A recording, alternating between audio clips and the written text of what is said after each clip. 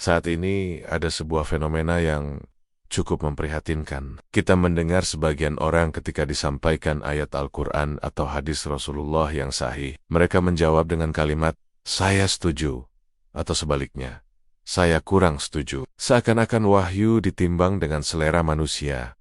Seolah-olah akalnya bisa menimbang kebenaran dalil. Padahal dalil dari Allah dan Rasul-Nya tidak pernah membutuhkan persetujuan manusia.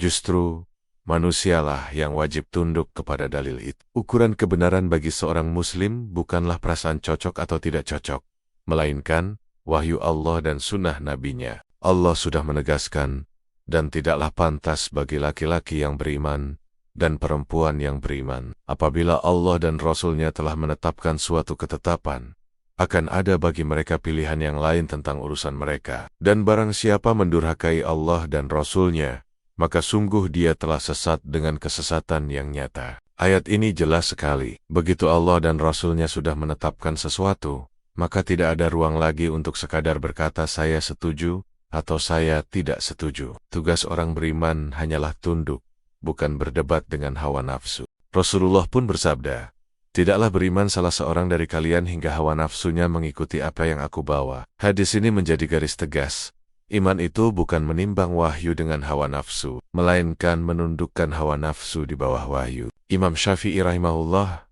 bahkan memberikan teladan luar biasa. Beliau berkata, "Apabila kalian mendapati dalam perkataanku sesuatu yang bertentangan dengan hadis Rasulullah yang sahih, maka ambillah hadis Rasulullah itu dan tinggalkan perkataanku." Perhatikan, ini ucapan seorang imam besar, pendiri mazhab. Jika beliau saja mengajarkan untuk meninggalkan pendapatnya demi hadis sahih, bagaimana mungkin kita, manusia biasa, berani mengukur dalil dengan sekadar rasa cocok atau tidak? Ibnu Qayyim rahimahullah juga memberi peringatan keras. Barang siapa menjadikan akal dan hawa nafsunya sebagai hakim terhadap nas, maka tidak ada lagi yang tersisa dari iman. Artinya, ketika seseorang mengatakan saya tidak setuju dengan ayat atau hadits yang sahih, maka pada hakikatnya ia sedang meletakkan dirinya di atas wahyu. Contoh fenomena nyata. Di media sosial sering kita jumpai komentar seperti ini. Pertama, ketika disampaikan hadis tentang larangan laki-laki menyerupai perempuan, atau perempuan menyerupai laki-laki, ada yang berkata, itu kan budaya Arab zaman dulu. Saya kurang setuju kalau dipakai sekarang. Padahal, hadis itu sahih dan berlaku untuk semua zaman, bukan sekadar budaya. Rasulullah bersabda, Allah melaknat laki-laki yang menyerupai perempuan, dan perempuan yang menyerupai laki-laki. Kedua, ketika disebutkan ayat tentang kewajiban jilbab, ada yang menjawab, menurut saya, jilbab itu opsional. Saya tidak setuju kalau diwajibkan. Padahal Allah berfirman, dan hendaklah mereka menutupkan kain kerudung ke dadanya. Ini bukan masalah setuju atau tidak setuju, tapi masalah taat atau menolak. Ketiga, bahkan ada yang lebih berani lagi. Saat mendengar hadis tentang azab kubur, ada yang berkomentar, saya kurang yakin, rasanya tidak masuk akal. Padahal Rasulullah bersabda, sesungguhnya mayit itu diazab di dalam kuburnya. Sehingga kalau tidak karena aku takut kalian berhenti menguburkan, niscaya aku akan berdoa kepada Allah agar Dia memperdengarkan kepada kalian azab kubur yang aku dengar. Menolak dengan alasan tidak masuk akal, sama saja menempatkan akal di atas wahyu. Ungkapan seperti ini pada hakikatnya sama dengan berkata, akal saya bisa menimbang kebenaran dalil, bukan dalil yang menimbang kebenaran akal saya. Imam Malik rahimahullah pernah berkata, sunnah itu ibarat bahtera Nabi Nuh.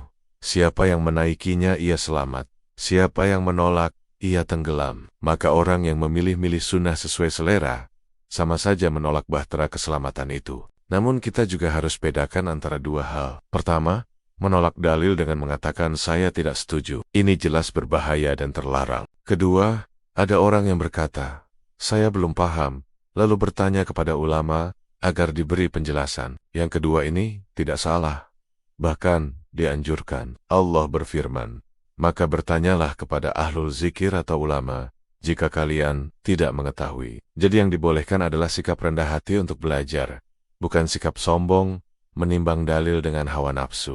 Kesimpulannya, seorang mukmin sejati tidak menilai ayat dan hadis berdasarkan rasa setuju atau tidak setuju. Seorang mukmin justru berkata, kami dengar dan kami taati. Inilah perbedaan besar antara orang yang menjadikan wahyu sebagai petunjuk hidup dengan orang yang menjadikan hawa nafsunya sebagai penentu. Maka mari kita luruskan hati dan pikiran kita. Jangan sampai kita tergelincir dengan ucapan yang merendahkan wahyu. Jika kita belum paham, bertanyalah.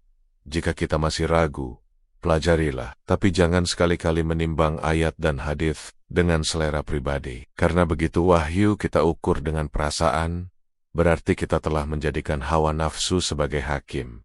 Dan itu jalan menuju kesesatan.